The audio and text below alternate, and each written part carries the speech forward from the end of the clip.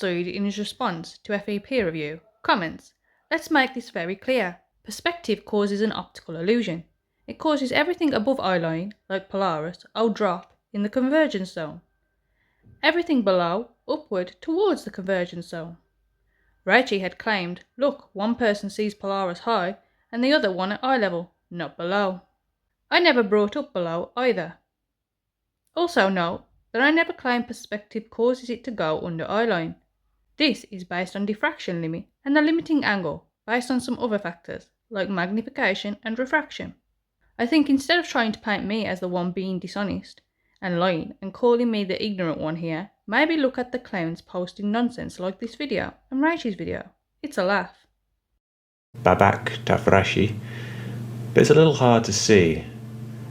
What I did is I waited until some very distinctive stars appeared, these two stars right here. And I took this section of the image and I took it into Photoshop, increased the contrast, and then placed a line every 1 second where the leading star was. So here's the full clip. I've added a time code so you can see that the star does in fact coincide with the line at the exact 1 second mark. And here it is again at 1/4 speed. Now if you look carefully at the leading star of the two stars, when it hits a red dot or a green line, it's going to be exactly the same as the second mark on the time code. So here it is coming up on the 5 second, so 5, 6. So it's showing that these lines are spaced exactly 1 second apart, and as you can see they get significantly closer together as you get closer to the horizon. The lines get significantly closer together as they get closer to the horizon. So if anything, it's lifting up the star. The star is no longer going at the same pace. The star is being lifted up, which is lifting the lines closer together. If it was pulling it down and making it go down like Flatzoid claims, then the lines would be getting further apart as the stars are slowing down near the horizon, because refraction is lifting them up, making the lines closer together. So it wouldn't make something drop below eye level. So there is your refraction excuse out of the window. Now using trigonometry, we know that if we move 3,109 miles away from the GP, and it is at a 45-degree angle because we know the angle to Polaris matches the latitude, then we can determine the height. We know at a 45-degree angle, the baseline matches the height. Therefore the height would be the same as the baseline at 45 degrees.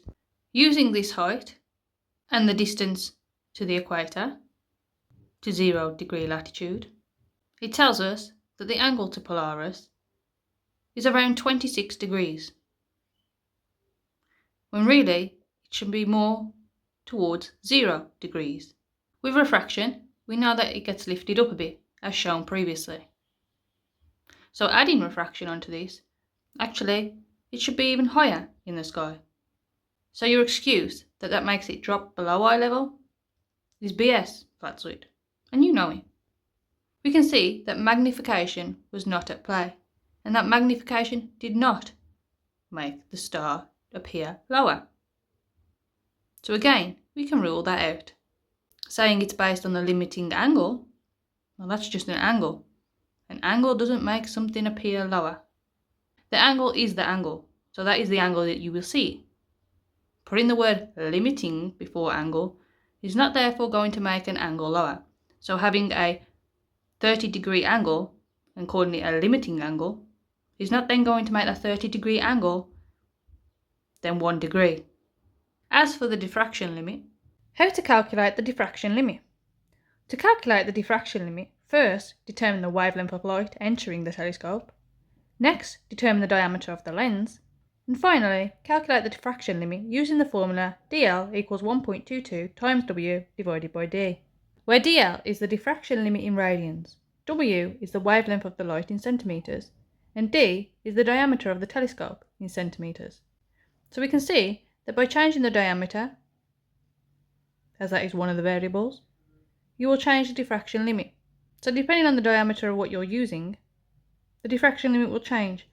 Yet this doesn't seem to affect what we see, does it, in terms of relation to things going below eye level? Because some people don't understand maths, here's an explanation. The diffraction limit. This is the point where two airy patterns are no longer distinguishable from each other. So it seems none of your excuses work, Flatzoid. Shocker. On a globe, however, and including refraction, the angles match perfectly. And even excluding refraction, they match more or less perfectly. A lot closer than the flat earth geometry, because the flat earth geometry doesn't work. Planar geometry does not work. Oh, and you're always going on about planar surveyors. What about geodesic surveyors, Flatzoid? Why do you ignore those? Are you more expert and knowledgeable than geodesic surveyors? Why do geodesic surveyors say it's a globe, Flatzoid? Oh, right, because it is, which is why you have no working flat earth map either. Nothing works on flat earth. Shocker. But the universe doesn't say what you want it to say. The universe says just what it says, when it says what it says. But on the planet Earth, spinning around its axis, revolving around the sun, revolving around the center of the Milky Way galaxy, and the super close to our galaxies.